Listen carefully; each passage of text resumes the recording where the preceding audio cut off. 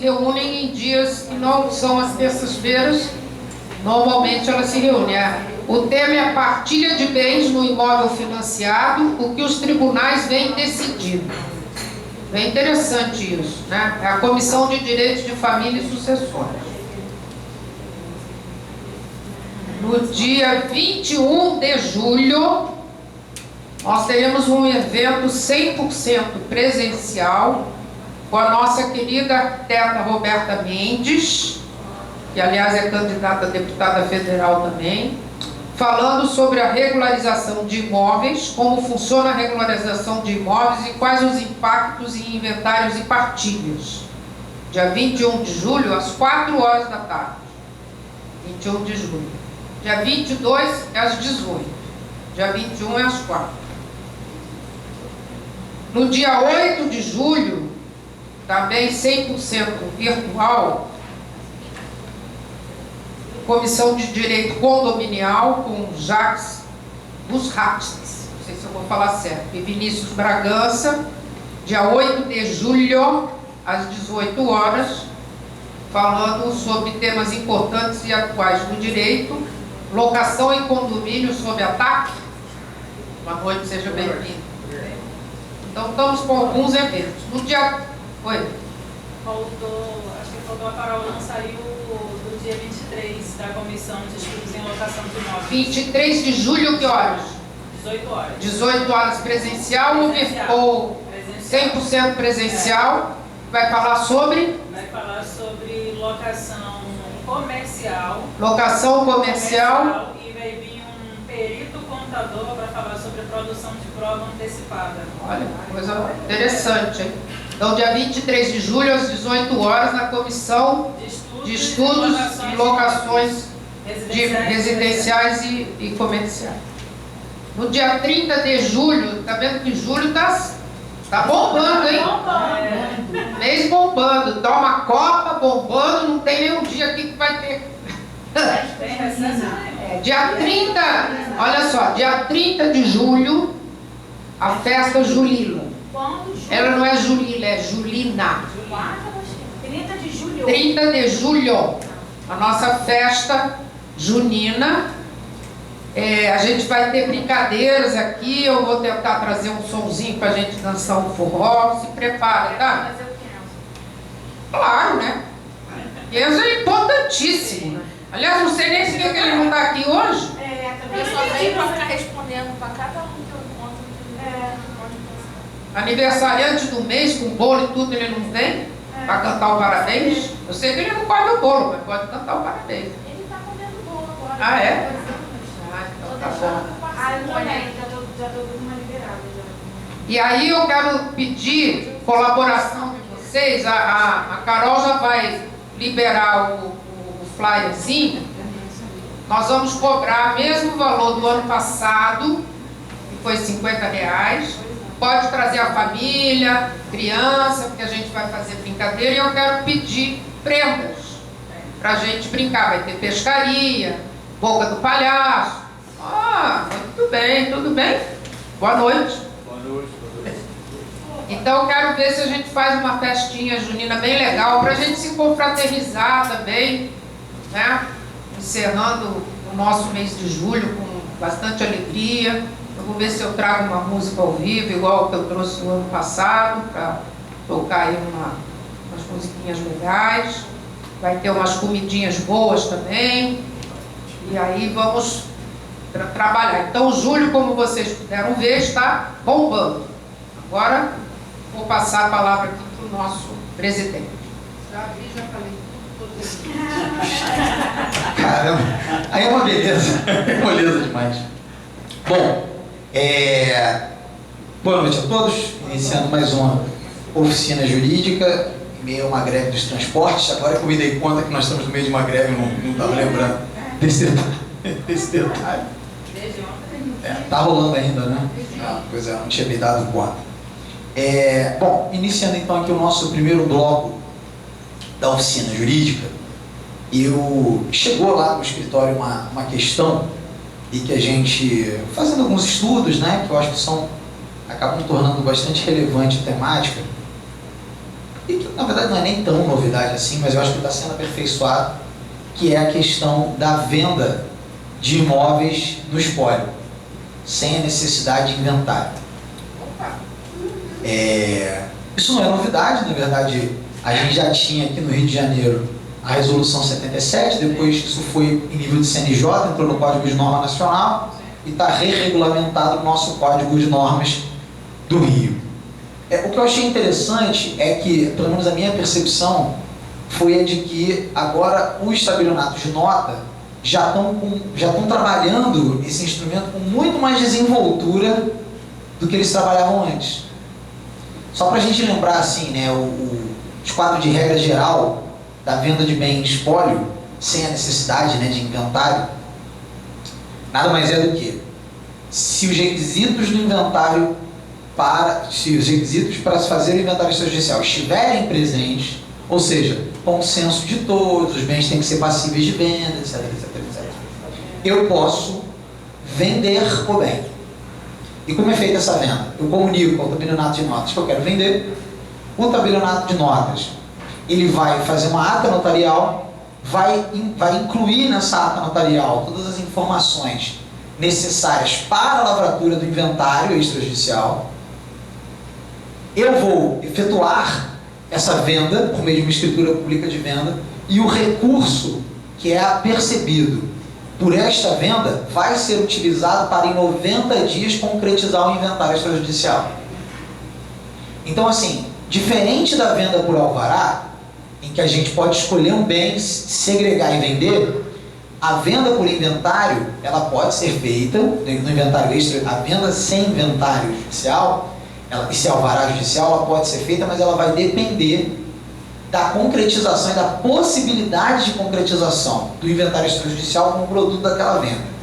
Uma coisa que eu achei muito legal é que se a gente pega a redação, o texto, dá a impressão de que o dinheiro da venda teria que ser, ele por si só, teria que ser integralmente capaz de promover o inventário extrajudicial. Eu vou dar um exemplo, tá? Imagina que eu tenho um inventário extrajudicial cujo custo global fosse de R$500 mil, incluindo impostos. Se eu vendo um bem desse inventário, antes do inventário sem alvará judicial, o produto dessa venda tem que ser suficiente para cobrir esses R$500 mil, pagando impostos, lavrando escritura, etc. Não é necessário incluir o custo do registro, né? Mas pelo menos esses atos. E aí fica a dúvida, mas imagina, tem lá um universo de imóveis que, tudo bem, não custam 500 mil, mas custa 300. Será que os 200 eu não podia botar no meu bolso? E aí, a interpretação que vem sendo dada é que sim, é possível sim que você faça essa complementação, porque a sua obrigação legal é em 90 dias efetuar o inventário. Se você não efetuar o inventário, o problema é seu.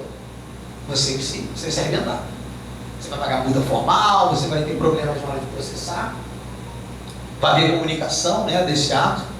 Mas então assim, é uma novidade, e aí o que eu estava pensando inclusive em propor aqui a vocês, era de nós fazermos um evento, vou chamar algumas pessoas especializadas nisso, para falarmos disso, mas falarmos disso, Su, assim, na prática. Mostrar como é que é essa ata notarial, a cara dessa ata notarial, como é que é a cara da escritura de compra e venda, quais são as exigências que o registro de imóveis eventualmente possa vir a ter e terá, afinal é trabalho dele, né? Então, eu estou pensando em fazer isso lá para agosto, a gente fazer um evento sobre esse tema do inventário extrajudicial, da compra e venda de imóvel em inventário sem a necessidade de alvará judicial, né? A compra e venda toda extrajudicial. Precisa ver também se os cartórios vão aceitar. Então, estão lavrando.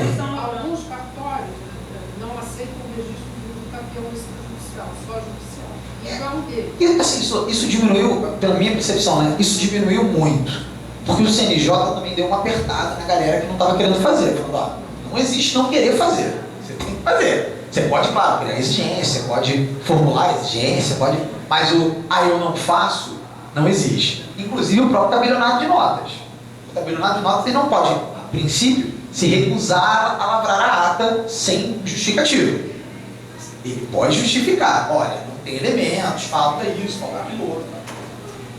E se cumprir os requisitos, o ONG também não pode aceitar, recusar o registro. Eu não faço. Vou falar duas coisas. A primeira é sobre a compra e venda. Essa compra e venda é eficaz, não tem cláusula resolutiva, porque se o rapaz não deixar de fazer o inventário, a compra e venda está pronta e ela está... Você tem as duas opções pelo Código de Normas. Fazer com cláusula resolutiva e sem. O que diz se você está com cláusula resolutiva ou não? É se você paga antes o imposto ou não. É porque assim, se eu tenho 90 dias para fazer, recebo o produto e não faço o inventário, o comprador do imóvel depois tem algum risco. Não tem. Não tem risco. A compra e venda é perfeita, totalmente eficaz. Aí vem um problema meu com o fisco.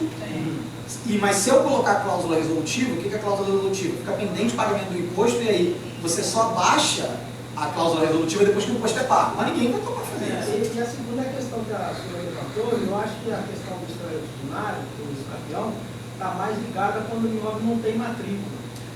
Aí o registrador não aceita muito não, você tem que ir lá para o judiciário, quando não tem transcrição matrícula, eles não ficam, não aceitam. O que é curioso, porque o Código de Normas hoje fala que o registrador pode abrir matrícula, mas ele não quer abrir. Eles não fazem isso, eu tive esse problema no nome, eles não quiseram abrir. Não usa o capião extra? Aí eu tive que ir lá para Campo Grande. E o imóvel é do nome, ela é baratinha. Pô, que azar, cara. Pô, se fosse o registrador do nome, ele registrava o capião, que é o sério. O quinto RGI, extrajudicial, o campeão não está registrado.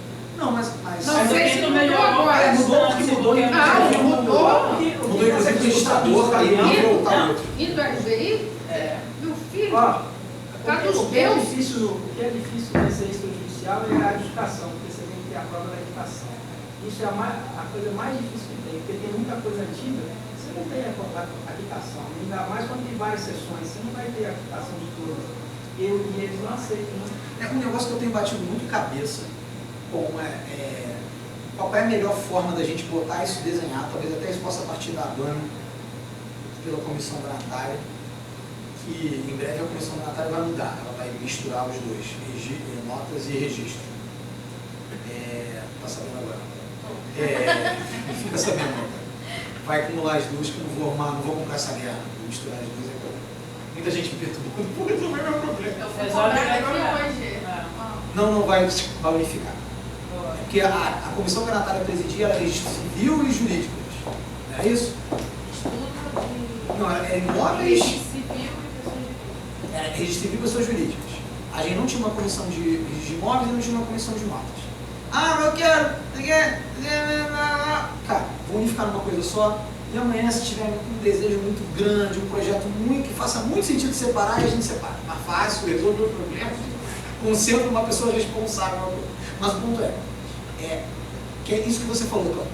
Tinha que ter um mecanismo mais fácil para o registrador convolar a adjudicação e os capião quando ele recebe. Eu perguntei no quinto, o quinto falou, você tem que cancelar e fazer tudo. Pois é, cara, isso não faz. Aí assim, você tem uma maneira. Não faz sentido. Eles já não querem fazer. Você já Aí tem uma decisão do STJ que eles E a única coisa que você não tem é a aplicação de uma sessão lá.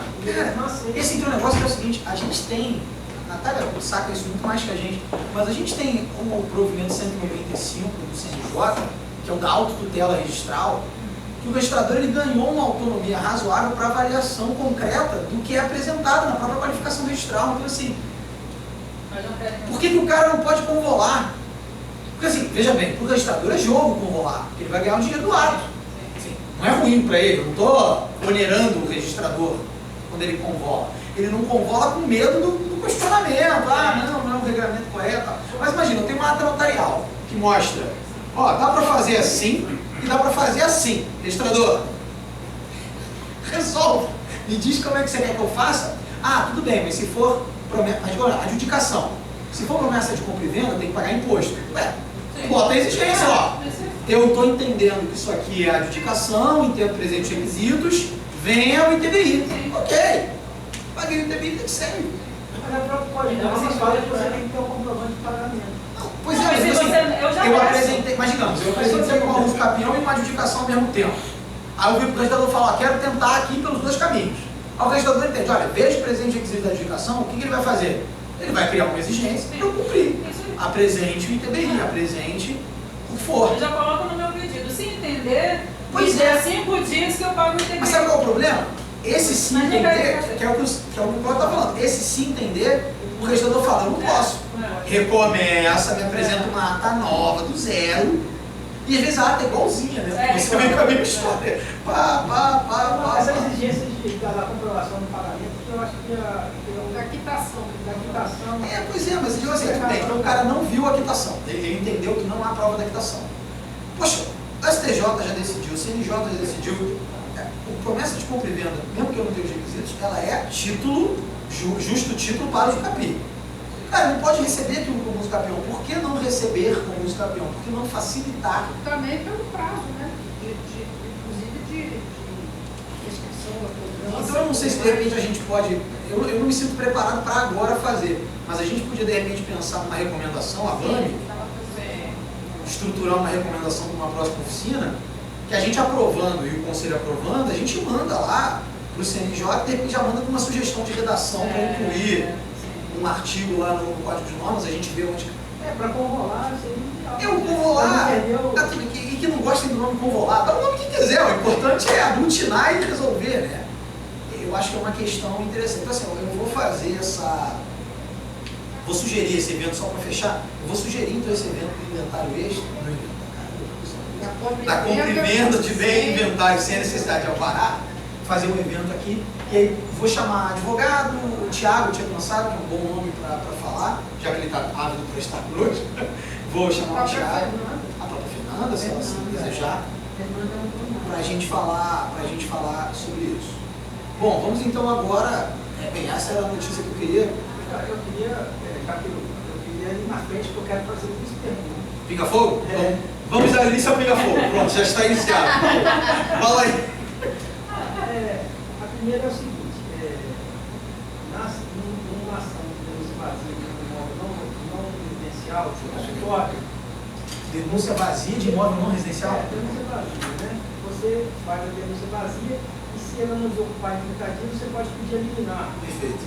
Essa liminar tem que ser no prazo de 30 dias a contar do final do prazo de 30 dias que foi dado. Do notificatório e término do contrato. O locatário vai ter o mesmo direito de concordar e receber os 6 pedido para ficar mais 6 meses, conforme. Sim. Não. O artigo 61 que você está falando? Não. O artigo 61 é só para residencial. Só para residencial. O que não faria sentido você ter direito a uma liminar e o cara poder pedir para ficar mais 6 meses, né? É porque o que o Cláudio está falando é o seguinte, o artigo 61 da lei do inquilinato, ela tem uma previsão que é a seguinte: se você estiver sendo despejado por denúncia vazia, ou seja, a denúncia vazia, artigo 46 ou artigo 46 ou 47 parágrafo. Se você estiver sendo despejado, você tem o direito de, ao invés de contestar a ação, pedir para ficar mais 6 meses, pagando aluguel, e depois 6 meses já sai o mandado para despejar automaticamente. E você não paga nem custo nem honorário. E se você fizer isso, você está isento de custos honorários, se bem que o Rio de Janeiro entende que as custas ok, mas a questão dos honorários, o Rio de Janeiro ele condena na sucumbência. Porque o raciocínio que ele aplica é o seguinte: esses honorários que ele está falando ali são os honorários contratuais, mas a sucumbência é porque tem o caso, a causalidade, não tem jeito. Mas pelo menos você fica menos onerado, né, no final das contas. E aí a pergunta pode isso se aplicaria também para a locação não residencial. Para a locação não residencial, cabe liminar pelo decurso do prazo no despejo motivado. E aí a resposta a princípio é não, o artigo 61 é claro em falar do residencial. Agora, não sei se você de repente encontrou nas suas pesquisas algum precedente que aplicasse. Pelo amor de Deus, não cabe. Já sei muito que não cabe, não pode caber. Porque não faria sentido caber, né? Não faz sentido. E a segunda é que eu li uma recomendação da Vani essa semana, falando que o condomínio está em atraso, mesmo que ele tenha feito acordo, não pode votar, não é isso? Eu fiquei na dúvida, porque você, quando tem dívida fiscal, você faz o parcelamento, tem aquela certidão negativa positiva, negativa, e você pode fazer todos os atos posteriores, fazer inventário, você pode fazer tudo. Por que a Vani entendeu que no caso da dívida do condomínio, mesmo ela parcelada, a Vani entendeu que não poderia? Vamos lá. Qual foi a justificativa que foi apresentada? É porque não vê a justificativa, só vem... Pois é, algumas pessoas já me falaram isso, que de repente valia a pena mandar a justificativa no e-mail, pelo menos, Porque a né? gente entenderia o porquê disso. Tá. Carol não está aqui. Vou pedir para a Carol encaminhar daqui para frente as recomendações, ver se ela manda retroativas justificativas. Mas o que foi debatido no dia dessa oficina jurídica, em especial? O debate que foi colocado foi o parcelamento, o acordo que você faz no condomínio, qual seria o efeito dele em relação à dívida originária. Para você reconhecer que o parcelamento teria um poder de rompimento da caracterização do inadimplemento, ele teria que fazer a substituição plena da obrigação originária. Ela tem que estar extinta no taquite. Porque aí, direitos e obrigações, né? Como é que eu extingo a obrigação? Pagamento, da primeira forma. O parcelamento não está previsto aqui dentro. Ou a novação, que é onde entra mais ou menos o raciocínio do parcelamento fiscal, que você nova com fisco. Então a gente teria que caracterizar uma novação num acordo. Só que olha a grande questão. Quem faz o acordo é o síndico do prédio, do BIM, sei lá quem for. Quando o síndico faz o acordo, ele não tem poder para novar em nome do condomínio. Porque o 1348, ele é muito claro em dizer que o que o síndico pode fazer é cobrar as obrigações, as contribuições, mas não remir, modificar, extinguir. Então, o acordo que o síndico faz com o condomínio não nova a dívida. Com o condômino, não nova a dívida. Ele, na verdade, só serve para ratificar a dívida originária e uma nova forma de pagamento. E aí isso está muito alinhado com o 361 do Código Civil, que vai dizer o seguinte: para que haja inovação, além de você ter que ter a legitimidade de inovar, né, para o ato de inovar, você precisa ter animus novandi. O animus novandi é o quê? É você ou expressamente dizer, estou praticando inovação, ou você ter uma transmudação tão significativa da obrigação primária, que você agora tem uma nova obrigação, ela não guarda relação nenhuma. E a jurisprudência é muito clara em dizer, a confissão de dívida com parcelamento, ela não importa a inovação, salvo disposição expressa. Por quê? Porque quando eu confesso uma dívida e parcelo, eu nada mais estou do que confirmando a dívida, e não modificando ela, transformando ela. Assim, se a gente for pegar a doutrina pesada ela vai dizer que para ter inovação, eu teria que mudar a substância da obrigação. Então, por exemplo, eu vou pagar em dinheiro. Ao vir o Cláudio, vou te dar 2 carros. Novei. Vou te dar um carro agora, um carro daqui a um tempo. Transformei a obrigação.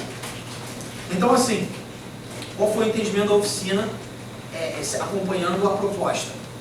Foi a de que o síndico, salvo decisão assemblear, salvo previsão da convenção, ou que a lei mude, né, que não mudou ainda, porque eu acho que o PLS 4 vai começar a dar caminho para isso, mas salvo dentro das hipóteses, a princípio, o acordo que o condomínio faz não nova a dívida. Se não nova a dívida, ele continua inadimplente, por mais que esteja aqui com as parcelas de um acordo firmado.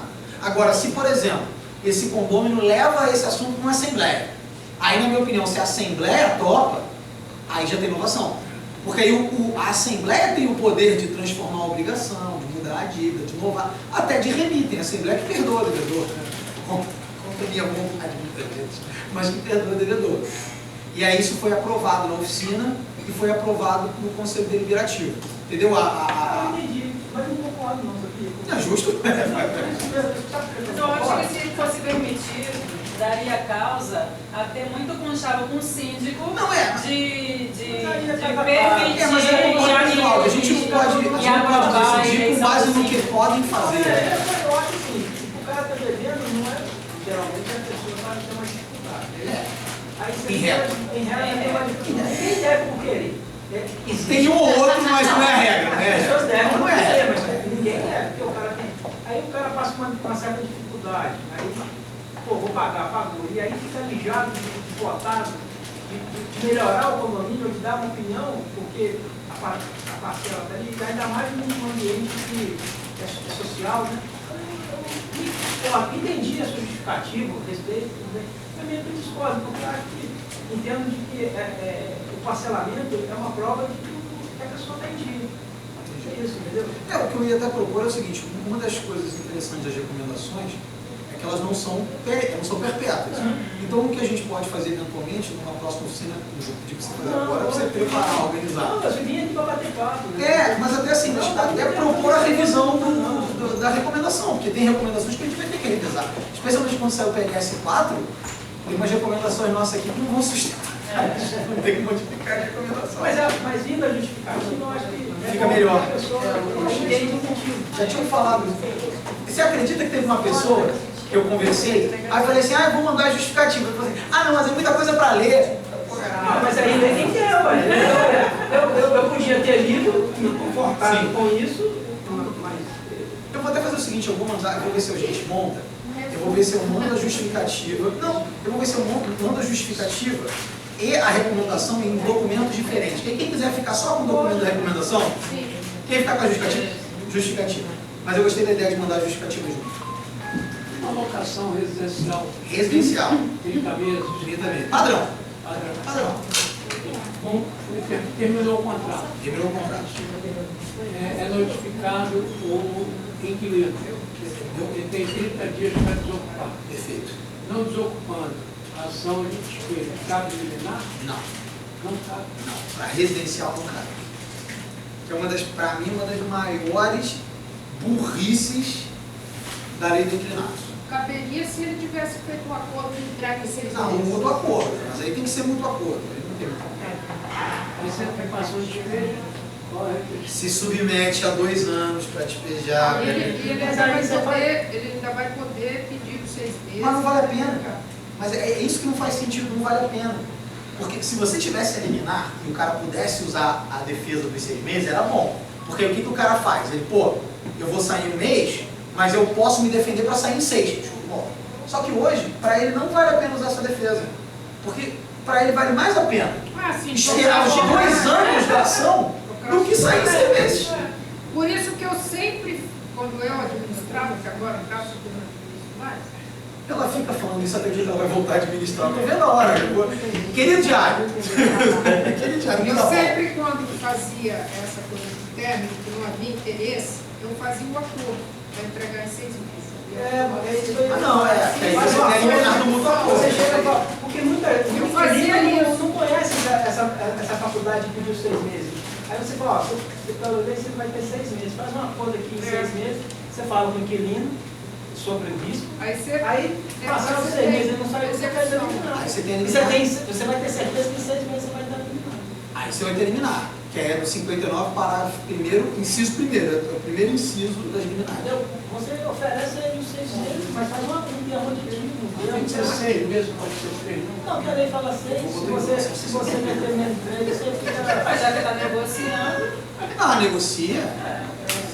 Agora, isso é uma loucura, cara. Assim, quem é locador no Brasil, cara, é um guerreiro. E agora com essa nova lei aí, CPF do locador e CNPJ dos locadores, é só loucura isso aí. Sem contar a oneração que a gente vai ter com a reforma. Vai ser uma oneração.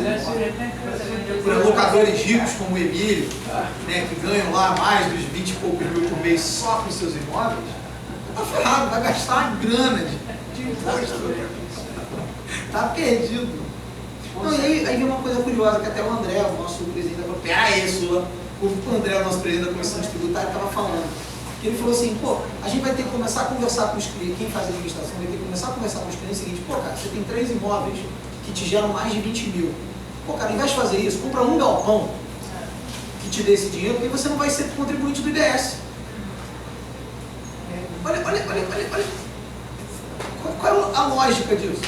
Eu até hoje não entendi essa questão. Também não, tá? São até 3 imóveis e você tem que ter uma renda de 240 mil. É isso? É isso aí. Mas se você tiver 4 ou 5 imóveis e tem uma renda de 200, ou seja, inferior, você vai ser contribuinte? Em teoria, não. Mas, pelo regulamento do IBS, ele está dando a entender que se você tiver 5 imóveis, você vai ser contribuinte também. Mas aí isso vai ser alterado. Mas assim, regras para ser contribuinte. Do que eu acho que eu aprendi. Locador PJ é sempre contribuinte. Acabou. Né? A caixinha dele é do contribuinte. Locador PF 3 imóveis ou mais.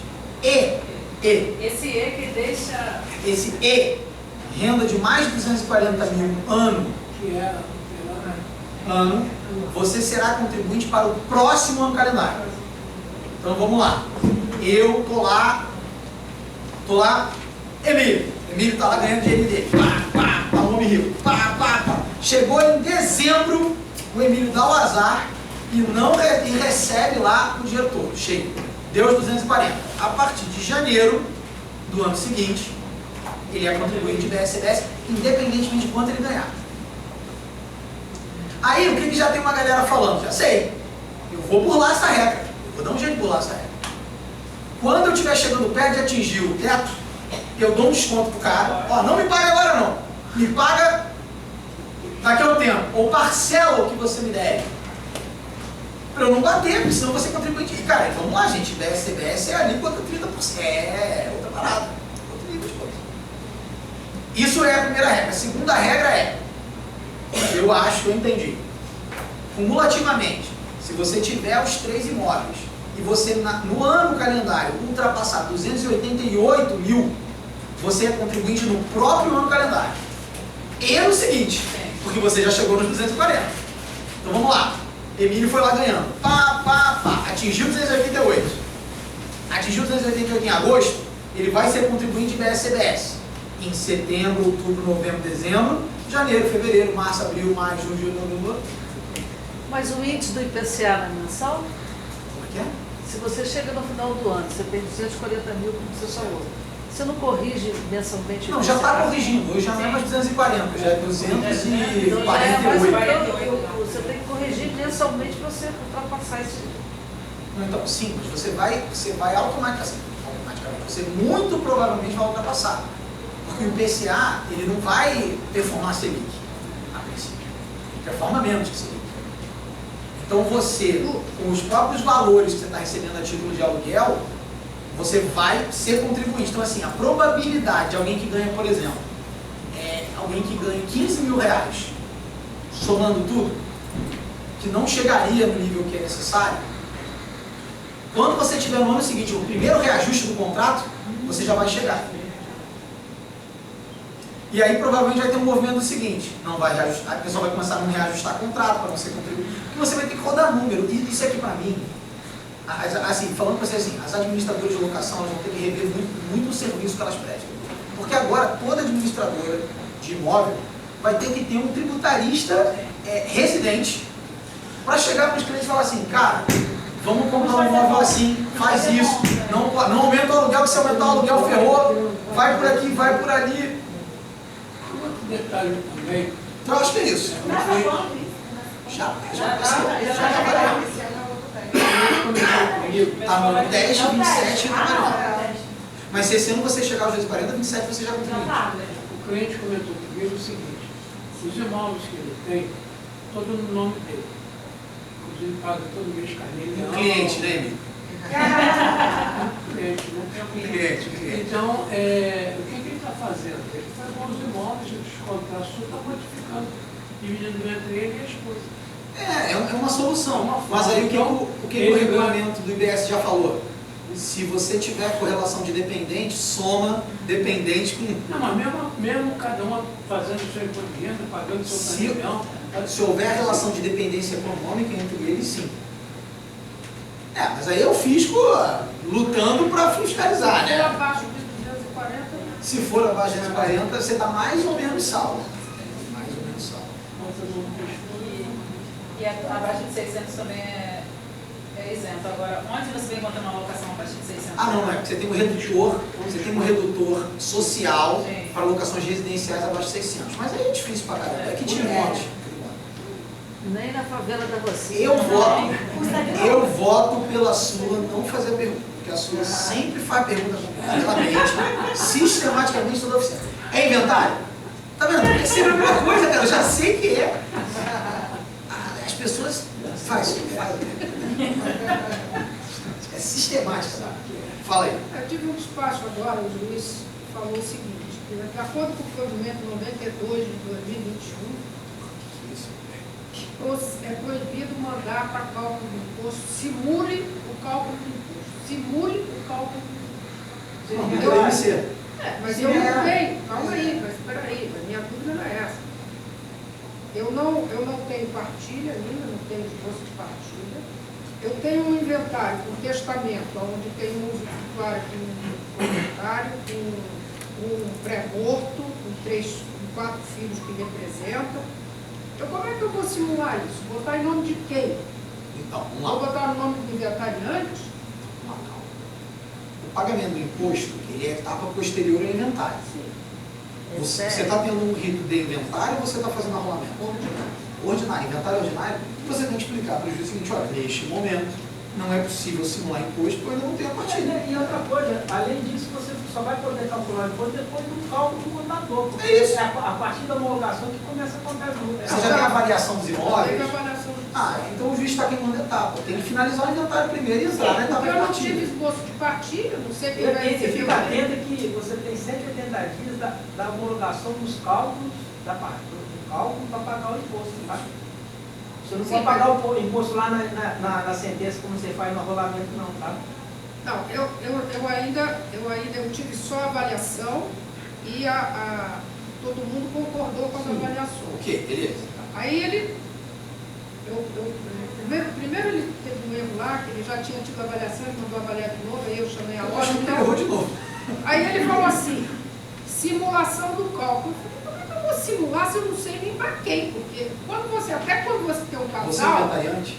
Não, a inventariante é uma das minhas clientes. Só que ali é o seguinte, um imóvel, ela tem a usufruto e o filho tem a nua propriedade, porque foi um testamento. Então, seriam impostos também diferenciados, não é isso? O outro irmão pré-morto tem 4 filhos que vão receber por representação, que eu provavelmente vou ter que representar através do espólio de fulano de tal.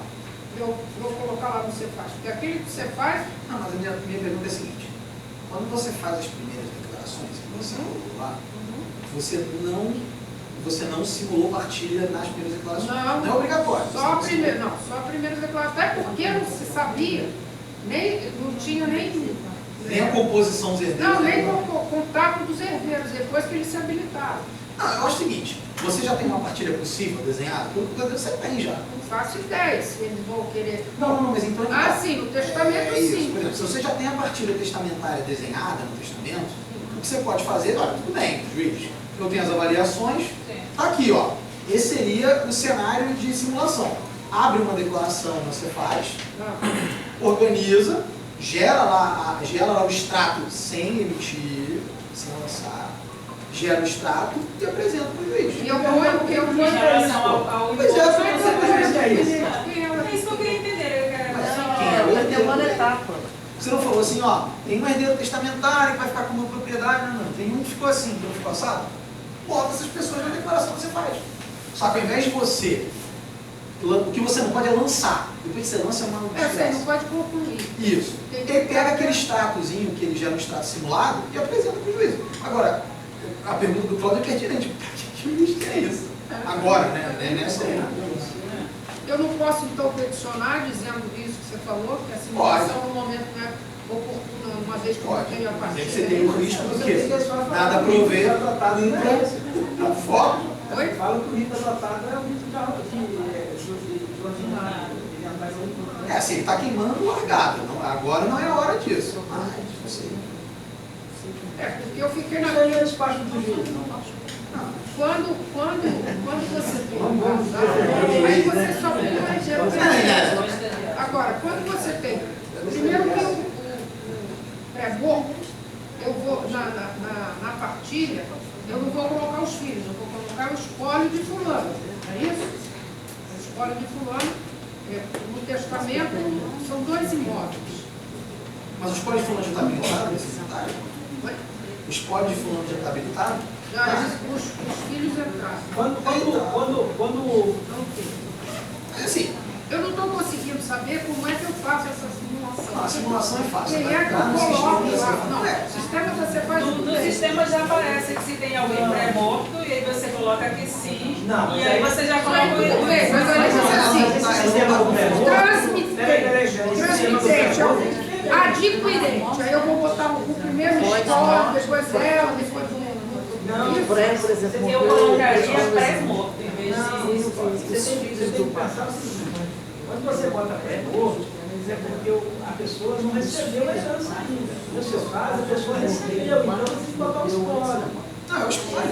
Mas o pré-morto, quando você bota lá pré-morto, é porque aquele pré-morto que você colocou no testamento, ele morreu, Mas o cara não é pré-morto.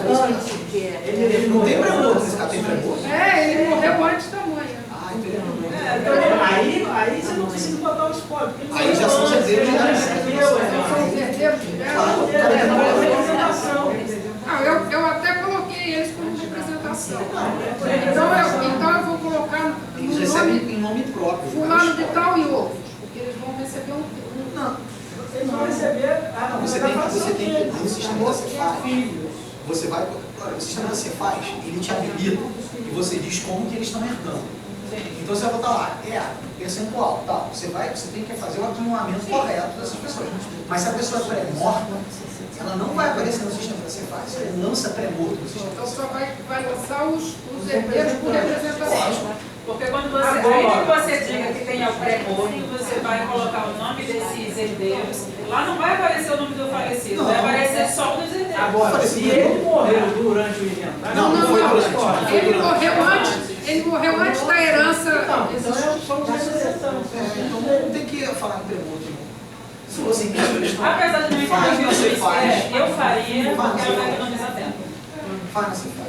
Ela vai gastar mais tempo discutindo do que fazer. Protocolo e fala para o juiz, olha, eu estou apresentando, mas não vejo muita utilidade, mas vou cumprir com Vossa Excelência dele. Eu vou errar naquela simulação e depois dar merda. Não vai dar porque essa simulação, eventualmente, vai haver uma manifestação dos autos aqui. Tá, eu vou Mas colocar você consegue excluir. transmitente, a mulher morreu. Tá. Aí adquirente, aí usufruto, e usufrutuário. Depois o outro adquirente é o da nua propriedade. E depois o outro adquirente são os de representação. 1 a 1 ou fulano e outro? 1 a 1. Tem que ser o sistema, só deixa lançar 1. Quantos imóveis são? São 2 imóveis. A divisão vai ser igual para todos? Não, testamento. Não, ela deixou o testamento, ela deixou. Um imóvel. Ela deixou, inclusive, como é que chama? Não está inoficiosa essa O matéria. direito dela de como é que fala? Direito real de Disponível, ela deixou para uma das filhas, o disponível. Só para lá. Ela tem o usufruto mais o disponível. É porque lembra, esse negócio é importante que a gente às vezes esquece. Né? Inventário não se faz por bem, inventário se faz por Pelo monte. monte.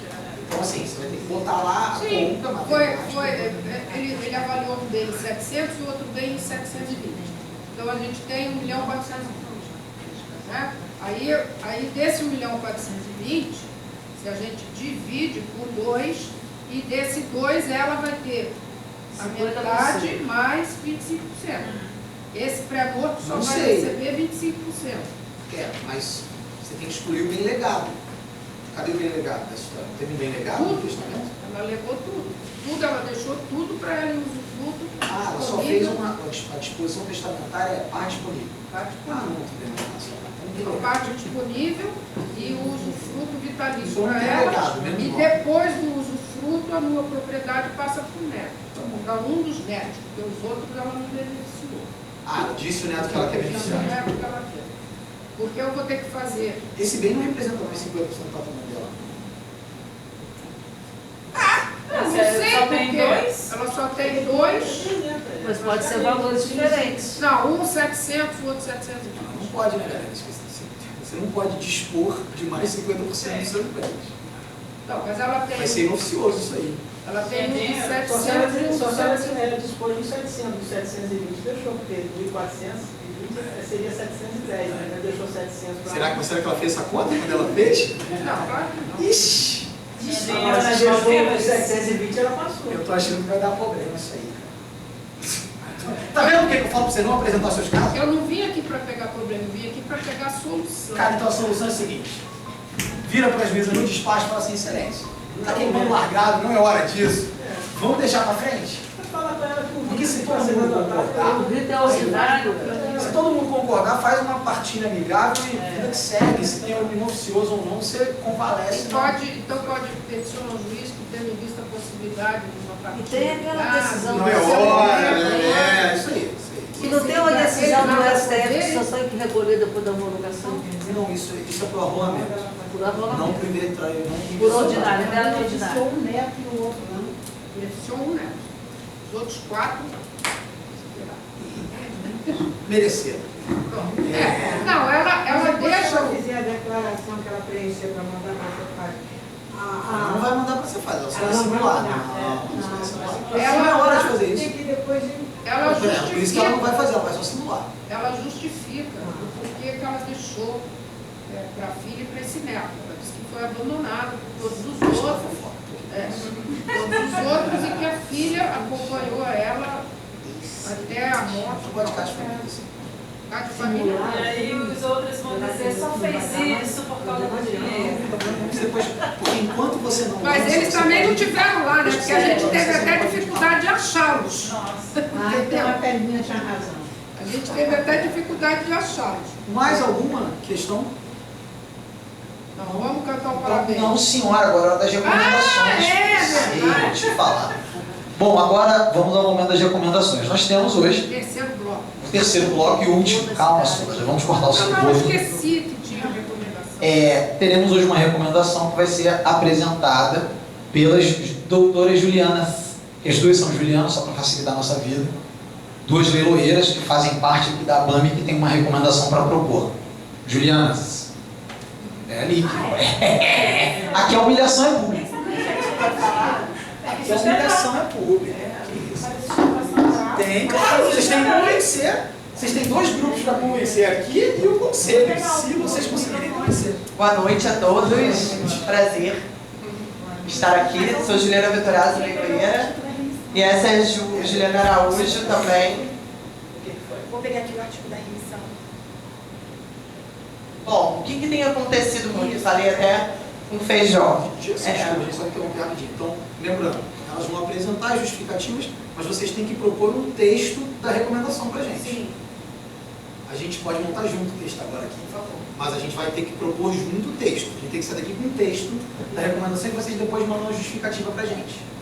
Tá? Bom, o que tem acontecido ultimamente?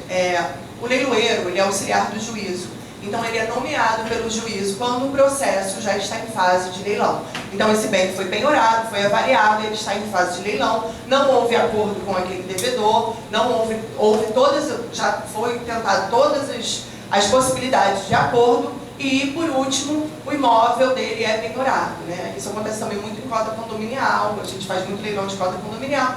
E o que tem acontecido hoje, ultimamente e cada vez mais frequentemente? O leiloeiro, ele é nomeado, então, lá no final da execução, quando o imóvel ele já é penhorado, avaliado e está na fase de leilão. Então, a gente pega o processo, analisa esse processo todo, é nomeado pelo juiz, analisa esse processo para a gente poder fazer, ver se todas as intimações foram feitas, para elaborar o edital, a gente vai atrás das dívidas daquele imóvel, para colocar no edital, então tem todo um trabalho pré-leilão. Não é só, todo mundo pensa, né, que às vezes que o leiloeiro só faz o trabalho quando ele está ali no leilão, mas o trabalho mesmo do leiloeiro é anterior ao leilão. Então, feito todas as intimações, a gente analisa o processo, todas as intimações que tiverem sido feitas, tanto da penhora quanto da avaliação daquele devedor, de um cônjuge, de um coproprietário, às vezes tem alienação fiduciária, uma hipoteca, então a gente vê se todas essas intimações foram feitas.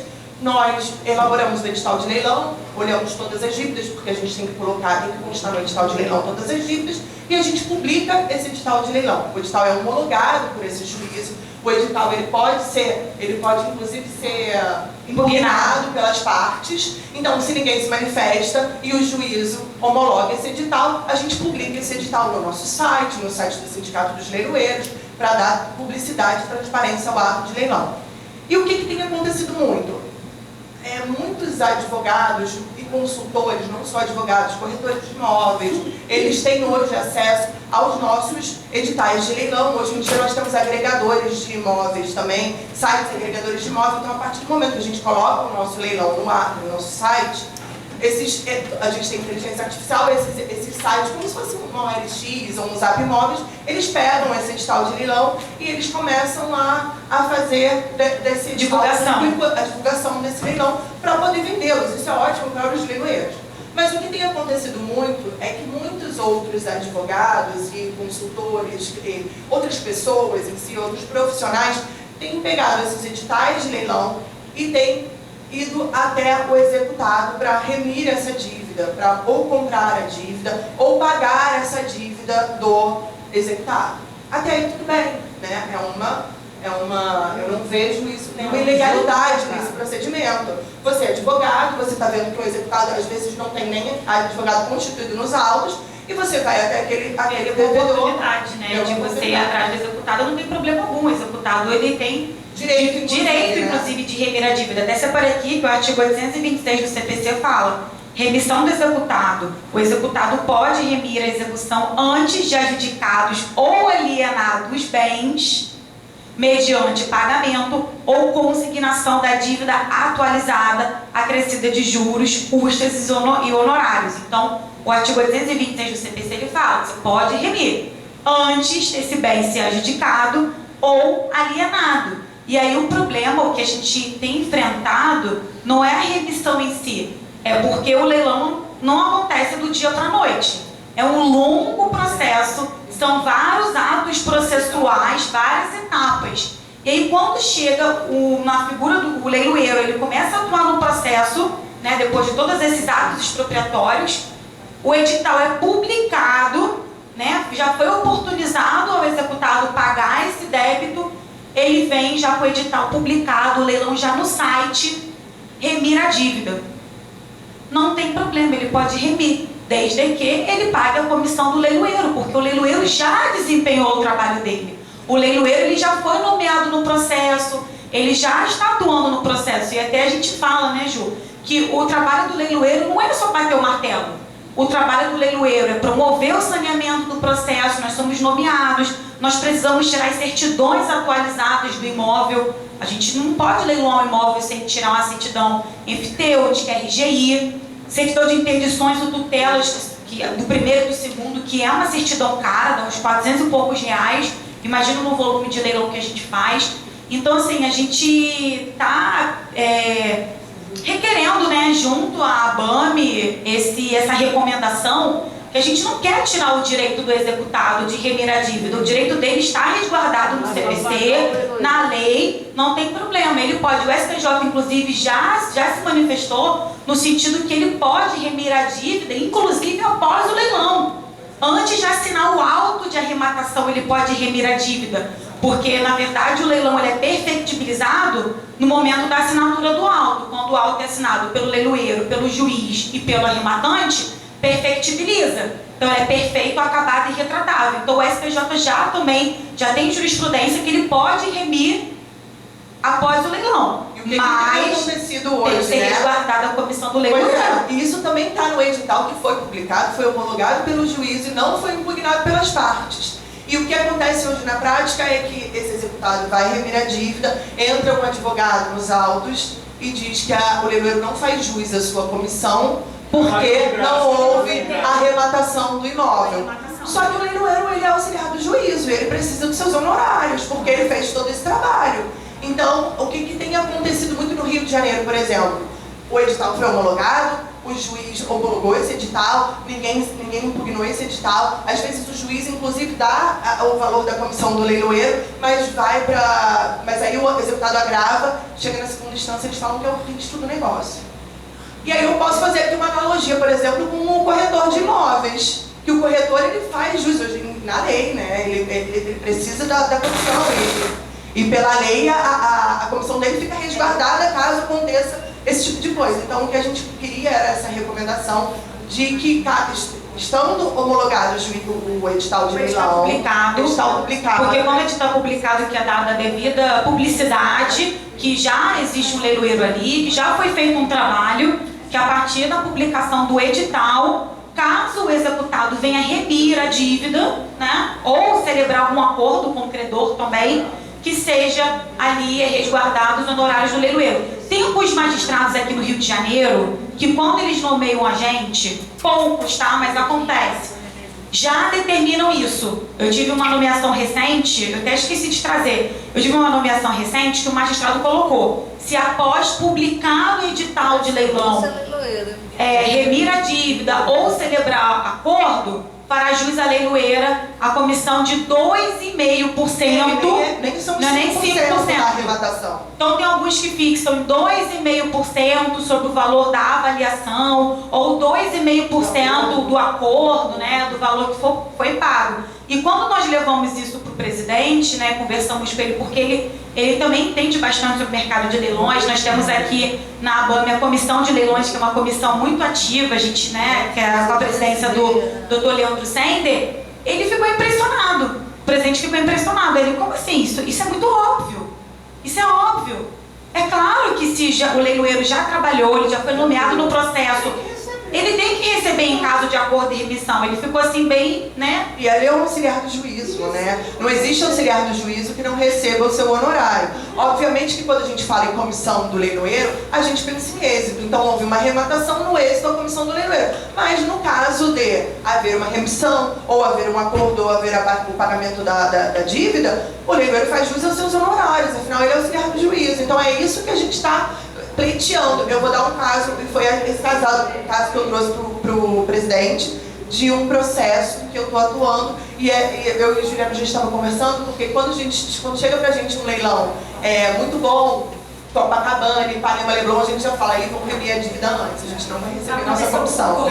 Vai acontecer alguma coisa, porque eles ficam de olho nesses imóveis. E o que eu digo que a gente faz jus, porque essas pessoas, elas se aproveitam do nosso trabalho, elas vão olhar o edital de leilão, as certidões que a gente tirou. Então a gente tirou as certidões, então esse advogado do executado, esse corretor ou esse profissional, ele vai lá no nosso site, ele vai ver lá que a gente tem essa oferta, ele vai no nosso site, se aproveita do nosso edital, pega todas as informações e apresenta para o cliente dele e fala assim: agora você tem uma oportunidade de pagar, o imóvel vale 2 milhões, vamos pagar 1.500, o leiloeiro não vai receber, porque não houve arrematação, e aí você já está ganhando, já está no lucro, aí vai até lá, vai até o executado, faz a proposta, o executado na maioria das vezes aceita, porque é um valor abaixo do mercado, mas não é um valor tão importante quanto num leilão que às vezes vai 50% do valor de avaliação, e aí ele aceita. E aí, quando ele peticiona, ele já fala que o leiloeiro não faz jus à comissão. Eu tive um processo desse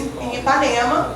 A leiloeira a advogada do executado é uma advogada de leilões, ela trabalha com leilões, e ela fez um post no Instagram dias depois dessa arrematação, e ela fala que se vangloriando de que, por exemplo, tinha uma caixinha de pergunta que ela obviamente criou, falou: dá pra gente fazer, comprar imóveis de leilão sem a disputa? E ela fala: se você quiser burlar um leilão, você pode, você vai lá no site do leiloeiro, pega as informações e tal, analisa o edital, e depois você vai até o executado e conversa com ele e paga essa dívida. No Instagram, ela inclusive fala: mas aí você tem que pagar a comissão do leiloeiro. Já na petição dela, no meu processo, ela diz: não faz jus à comissão, porque não houve arrematação.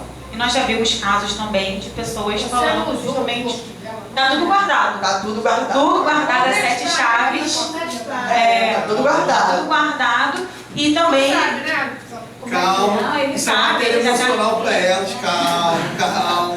Mas está tudo guardado. E hoje em dia, para vocês saberem, existem cursos de profissionais que ensinam como anular um leilão ou como comprar imóveis sem disputa, olhando os sites dos leiloeiros. Não, e lembrando, assim, frisando que não tem problema o executado querer remir a dívida, querer fazer acordo às vésperas do leilão com o condomínio. A gente não está questionando o direito que ele tem de remir a dívida. Estamos só questionando os nossos honorários que nós fazemos jus. Que faz muito, eu apoio. Para que contratar despachantes? Tem vocês de graça, né? Exatamente. Para que tirar certidão se já está lá no site? Os honorários vamos jogar quando a gente organizar. 5% no caso de arrematação. Todo leiloeiro recebe 5% de comissão do arrematante. Do valor da arrematação. Aí depende. Normalmente nos editais a gente coloca 2,5% de avaliação. Mas tem alguns juízes que falam que o leiloeiro faz juiz a 2,5% do acordo, ou 3% da dívida, enfim, depende. Alguns juízes já dão algumas diretrizes, mas quando não há diretriz do juiz, normalmente os leiloeiros colocam 2,5% sobre o valor da avaliação. Que já é metade da comissão. Lembrando que quando o juiz homologa o edital, aquilo ali virou a decisão dele. Sim. Se ele decide se ele homologou, tá tudo certo. A recomendação seria... O que foi estipulado no caso. O que foi estipulado. O juiz é que define a remuneração. Eu acho assim, deixa eu dar uma opinião aqui enquanto presidente da ABAME rapidamente. A ABAME, ela sempre, historicamente, pelo menos desde o tempo que eu entendo por abamiano, e lá se vão 9 anos, quase 10, a ABAME sempre esteve ao lado dos auxiliares da justiça. A gente sempre que viu alguma coisa errada sendo feita, eu lembro que a ABAME, há um tempo atrás, brigou em prol dos peritos. A gente teve muita discussão sobre a função dos peritos. A gente teve um papel muito relevante nas discussões também, quando os corretores de imóveis estavam sendo preteridos nas perícias de avaliação imobiliária. A gente sempre esteve ao lado. Então, assim, eu vejo com bons olhos a ABAME assumir uma posição favorável aos leiloeiros, mas desde que a gente tenha um fundamento técnico razoável e que a gente fixe um marco para quando que faz sentido, ou seja, quando o leiloeiro faz jus à remuneração dele, quando ele vai passar dessa forma. E eu acho que é isso que a gente tem, Juliana e Juliana. Muito difícil. Juliana e Juliana. Eu acho que é isso que a gente teria que, em sentido de votar aqui uma recomendação, eu acho que a gente primeiro tem que fazer a seguinte pergunta. Tá? A partir de que momento é devido? Não é nem o é devido. A partir de que momento o leiloeiro ele passa a ter uma participação X na execução, em que ele fará jus, não aqueles específicos, que os honorários podem mudar, mas que ele fará jus a ser remunerado, ponto. Se vai ser os 5% ou não, caso concreto, é o juiz que resolve, beleza. Eu acho que isso a ABAME não pode entrar muito no mérito. Sim. Mas, qual é o momento? Minha opinião, e não sei se vocês concordam, mas eu vou dar minha opinião.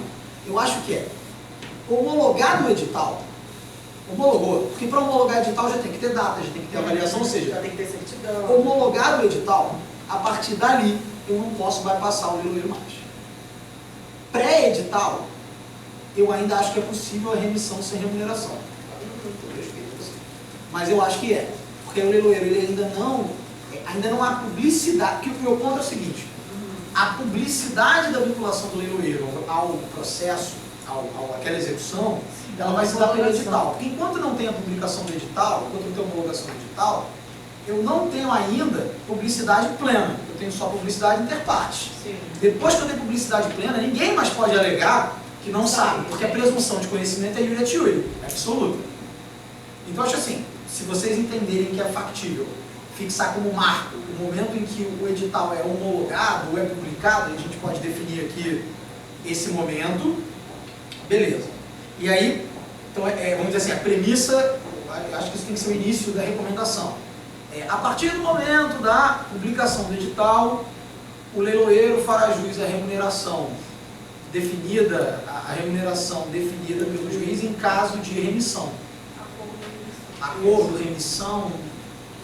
O que vocês acham? O que eu tinha em mente? Exatamente, entendo que a partir da publicação do edital, porque é o momento em que dá publicidade ao ato, mas a partir da nossa nomeação, nós já temos as nossas despesas. Então, antes da publicação do edital, o leiloeiro pelo menos fará jus aos ressarcimentos das despesas, porque são certidões caras, que nós somos obrigados a tirar, né, que vão ficar lá nos autos, serão anexadas aos autos. Só 2 certidões. Então, antes da publicação, a gente poderia ver alguma maneira de, pelo menos as despesas que nós desembolsamos. Mas eu acho que a despesa não é uma coisa, eu não tenho problema com despesa, por exemplo, Ju. Eu tenho um problema com comissão. Não, a despesa eles geralmente reembolsam, mas acho que se for para colocar na recomendação, acho que seria bacana incluir. Mas acho que se vocês baterem na tecla das despesas, eles vão alegar o risco do negócio. Acho que se vocês se prenderem Eu acho que a gente não temporal da publicidade, aí tem mais focação na comissão mesmo. Eu acho. Assim, especialmente a título de recomendação à BAME, né? Assim, que, ó, a partir do momento que eu tenho que eu dou publicidade ao edital, cara, o leiloeiro ele vamos dizer assim, cumpriu os seus papéis, e agora é uma questão de tempo chegar, porque se ele pudesse, ele faria amanhã o leilão, mas ele não faz, ele tem que dar o tempo, né? Não tem como. Então assim, acho que a partir desse momento, e aí eu concordo com o que a Priscila colocou, eu acho que vincular a despesa pode acabar desvirtuando minimizando talvez o que a gente mais precisa, que é a comissão. Então, a partir da publicação do edital de leilão, estou escrevendo o que vocês falam. E aí? O leiloeiro faz jus à comissão. Eu acho que eu não botaria comissão, eu botaria a jus a remuneração. Eu acho que a gente podia botar justa a remuneração, vai. Sim, porque a comissão dá a sensação de êxito de venda, né? Então acho que seria bacana colocar essa honorários, remuneração. A remuneração a ser fixada pelo juiz. Mas a despesa a gente não tem tanta dificuldade, porque... Não, mas olha só. Faz sentido. Depois que publicou o edital, faz juiz a reembolso das despesas. Sim. A ser fixada pelo juiz. Principalmente que esse a ser fixada, você pode pegar no limite máximo, mas no mínimo. Mas se você tem o mínimo mais o reembolso das despesas, é justo. Eu acho que a gente poderia botar a ser fixada pelo juiz ou homologada, ou que já esteja homologada em edital, porque às vezes o juiz não fixa. Então, mas aí que tá, aí só uma questão de ordem técnica, tá? Quando o juiz ele homologa o edital, ele já, se o juiz homologa o edital e ele não fala nada, e você colocou no seu edital quando você vai receber na remissão, ele já disse quanto é que é a remissão. Mas às vezes os juízes não homologam os editais e depois eles dizem que não faz juiz a comissão, o leiloeiro a comissão. Entendeu? Porque isso já consta no nosso edital direto, já fica no edital. Já fica no edital, que em caso de acordo da remuneração a ser fixada. A ser fixada pelo juiz ou homologada pelo magistrado em edital, algo desse tipo. É meio óbvio, mas ser fixada pelo juiz. Você já tem fixação, então pode acrescentar a remuneração fixada ou a ser fixada pelo juiz. Porque alguns poucos magistrados já fixam. E a gente obedece o que ele determina, a determinação dele. Então a gente já muda ali no nosso edital. O meu edital é 2,5% sobre o valor de avaliação. Se o juiz já tiver alguma diretriz antes, porque alguns juízes têm, a gente troca aquela parte ali e acrescenta o que o juiz. Fala no meio da adjudicação. Sim, inclusive estou com um problema com a adjudicação. Nesse exato ano, eu vou entrar com uma petição exatamente nisso. E assim, a resolução 236 do CNJ e a adjudicação. Tá, aí minha pergunta é a seguinte, beleza, então assim, até agora ficou assim, ó, a partir da publicação do edital de leilão, o leiloeiro fará jus ao reembolso das despesas e a justa remuneração a ser fixada pelo juiz ou na sua falta a lançada no edital, em caso de acordo, remissão ou adjudicação. Agora vem minha pergunta, a ser paga por quem? Tem que ser executado. Sim. Porque quem vai pagar... A remissão vai ser feita por ele, pelo executado, e em caso de acordo também. A adjudicação é pelo exequente. Agora a adjudicação é pelo credor. Pois é, isso que eu vou botar aqui. Eu boto nos meus editais aquele que deu causa à suspensão ou do leilão. Nós vamos virar tudo. Não, porque pode ser um terceiro interessado, né? Que pagou a... Aí não tem. Vamos debatendo aí que eu estou tentando escrever isso. Não, então, na resolução 236 do CNJ já fala. A resolução 236 do CNJ ele fala sobre os leilões eletrônicos. Aí fala, 2016. Na hipótese de acordo ou remissão após a realização da alienação, o leiloeiro e o corretor farão jus à comissão prevista no caput, que é, no caso, a comissão de 5%. Após o quê? A alienação. Então, exatamente. Mas ainda assim a gente tem enfrentado dificuldades. Já tive leilão que eu realizei, foi feito, foi vendido, E como tem essa possibilidade dele remir antes da assinatura do auto, porque a alienação aqui a gente entende eu não que é fiz todo jus. o ato do leilão, né? Exatamente, Não eu não fiz necessariamente jus. o leilão naquele dia, até porque um dado importante, quando o juiz homologa o nosso edital de leilão e a gente coloca o edital no nosso site, aquele leilão já está aberto para lances. Então você pode dar o lance. Ele já está acontecendo. Ele já está acontecendo. Ele vai ter uma data, mas é prevista ali de fechamento, mas ele acontece a partir do momento que você publica ele no seu site. Quando você publica o edital, o leilão ele já começou. Tem um leilão no meu site que está lá marcado para agosto, mas ele já está no site. Pode chegar uma pessoa agora e fazer um lance. Então, também a gente, às vezes, né, as pessoas têm essa sensação que o leilão ele vai ocorrer naquele dia que está no edital. Não. No dia que está no edital e aquele horário, é o fechamento do leilão. É o dia e o horário limite que você tem para efetuar o lance. Porque o leilão ele já ocorre no site há muito tempo. Desde a homologação. Ele tem que ser aberto com no mínimo 5 dias de antecedência. Mas ele só vai finalizar naquela data. Mas ele já está no site. E pode receber lance. Efetivamente receber, mas só vai finalizar naquela data e naquele horário. Não. Vai surtir efeito. Exato. Porque aí é que a gente lavra o auto de arrematação. Mas se você pensar na alienação, a alienação está transcorrendo por todos esses dias. Ela só finaliza ali. Mas, né? Eu entendo assim. Um leilão normal, né? Você vai lançando via internet e tal, mas só vai bater o martelo. Exato. É porque antigamente no leilão presencial ele só ocorria naquele dia e naquele horário. Agora o online, ele já está acontecendo. Vamos lá. A partir da publicação do edital de leilão, o leiloeiro fará jus ao reembolso das despesas e à justa remuneração a ser fixada pelo juiz ou, na sua falta, a definida no edital homologado, devendo ser paga pelo devedor em caso de acordo ou remissão e pelo exequente em caso de abdicação. Perfeito. Muito bom. Obrigado. Todos entenderam? Todos entenderam? Sim. Alguém se opõe à recomendação? Então, parabéns, aprovado. Obrigada. Na primeira rodada, mas é a rodada do conselho. Calma, que tem uma outra rodada. E agora vocês duas têm o dever de casa de mandar para mim a justificativa. Sim, amanhã mesmo eu já te mando. Obrigada a todos. Obrigada. Pode ser, pode ser. Por isso que vai ser tão rápido. Pessoal, muito obrigado. Vamos ao aniversariante do mês.